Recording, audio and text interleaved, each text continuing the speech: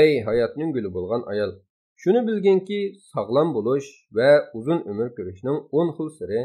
Birinchi, ideyada ochiq yo'riq bo'lish, umidvor, aktiv bo'lish, kayfiyat muqim bo'lish.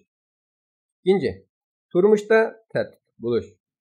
Uchinchi, emgak qilib turish va chiniqib turish. To'rtinchi, yetarlik uxlashga kafolat qilish. Beshinchi, yemek içmek tozligiga diqqat qilish. Ziyoda ichib, ziyoda yeb ketishdan saqlanish. 6. İchimlik, chekimlikdan qattiq saqlanish. 7. Nachar odatlarni tuzatish. 8.